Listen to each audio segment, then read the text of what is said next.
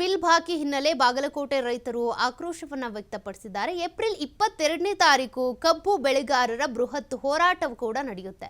ಮುಧೋಳ ರೈತರಿಂದ ಜಿಲ್ಲಾಡಳಿತ ಮುತ್ತಿಗೆಗೆ ನಿರ್ಧಾರ ತೆಗೆದುಕೊಂಡಿದ್ದಾರೆ. ಇನ್ನು ಗದ್ದರಕೇರಿ ಕ್ರಾಸ್ನಿಂದ ಡಿಸಿ ಕಚೇರಿವರೆಗೂ ಇವರ ಪ್ರತಿಭಟನಾ ಮೆರವಣಿಗೆ ಹೋಗುತ್ತೆ. 4 ರಿಂದ 5 ತಿಂಗಳು ಕಳೆದ್ರೂ ಹಣ ನೀಡಿಲ್ಲ 13 ಸಕ್ಕರೆ ಕಾರ್ಖಾನೆಗಳು. ರೈತ ಸಂಘಟನೆಗಳ ನೇತೃತ್ವದಲ್ಲಿ ಪ್ರತಿಭಟನೆಗೆ ನಿರ್ಧಾರ ತೆಗೆದುಕೊಂಡಿದ್ದಾರೆ. ಏಪ್ರಿಲ್ 22ನೇ ತಾರೀಕು ಬಾಗಲಕೋಟೆ ಜಿಲ್ಲಾಡಳಿತದ ಮುತ್ತಿಗೆಗೂ ಕೂಡ ನಿರ್ಧಾರ ತೆಗೆದುಕೊಂಡಿರೋದು. ಕಬ್ಬು ಬೆಳೆಗಾರರು ಹಾಗೂ ರೈತರು ಆಕ್ರೋಶವನ್ನ ವ್ಯಕ್ತಪಡಿಸ್ತಾ ಇದ್ದಾರೆ. 4-5 ತಿಂಗಳಾದರೂ ಕೂಡ ಹಣವನ್ನ ಪಾವತಿ ಮಾಡಿಲ್ಲ 13 ಸಕ್ಕರೆ ಕಾರ್ಖಾನೆಗಳು. ಹಾಗೆ ಬಿಲ್ ಪಾವತಿ ಮಾಡದೆ ಪೆಂಡಿಂಗ್ ಉಳಿಸ್ಕೊಂಡು ಬಿಟ್ಟಿದ್ದಾರೆ. ನಾವೇನ್ ಮಾಡಬೇಕು? ಕಷ್ಟಪಟ್ಟು ಅಲ್ಲಿ ಇಲ್ಲಿ ಸಾಲ ಮಾಡಿ ಕಬ್ಬು ಬೆಳೆದು ಕಬ್ಬನ್ನ ಅರ್ದು ಸಕ್ಕರೆ ಉತ್ಪಾದನೆ ಮಾಡಿ ಅವ್ರಿಗೆ ಕೊಟ್ಟಿರ್ತೀವಿ.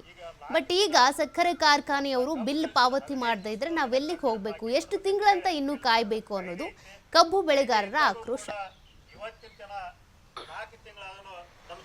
22ನೇ ತಾರೀಕಿನ ದಿವಸ ಬಾಗಲಕೋಟೆ ಜಿಲ್ಲೆ ಒಳಗ ಬಾಗಲಕೋಟೆ ಜಿಲ್ಲಾಧಿಕಾರಿ ಕಚೇರಿ ಮುಂದೆ ರೈತರ ಬೃಹತ್ ಪ್ರತಿಭಟನೆ ಐತಿ.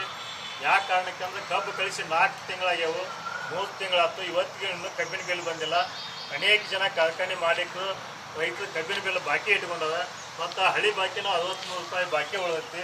ಆ ಉದ್ದೇಶಕ್ಕಾಗಿ ಬಾಗಲಕೋಟೆ ಜಿಲ್ಲಾ, ಬೆಳಗಾವಿ ಜಿಲ್ಲಾ ಮತ್ತು ಬಿಜಾಪುರ ಜಿಲ್ಲೆ ಏನು ಪಕ್ಕದ ಜಿಲ್ಲೆ ತಾಲೂಕಿನೊಳಗೆ ಏನು ಕಬ್ಬು ಕಳಿಸೇವೆ, ಎಲ್ಲ ಕಬ್ಬು ಬೆಳೆಗಾರ ಹೆಚ್ಚಿನ ಸಂಖ್ಯೆ ಒಳಗೆ ಬಾಗಲಕೋಟೆ DC ಆಫೀಸ್ ಮುಂದೆ ಏನು ಪ್ರತಿಭಟನೆ ಚಾಲೂ ಆಕೈತಿ.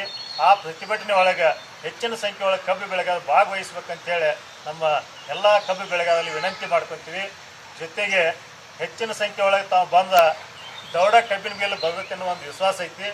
ಈಗ 4 ತಿಂಗಳ ಇವತ್ತು ಕಬ್ಬು ಕಳಿಸಿದ 15 ದಿವಸದೊಳಗನೆ ಕಬ್ಬಿನ ಬಾಕಿ ಕೊಡ್ಬೇಕಂತೇಳಿ ಬಿಲ್ ಕೊಡ್ಬೇಕಂತ ಕಾಯ್ದೆ ಐತಿ.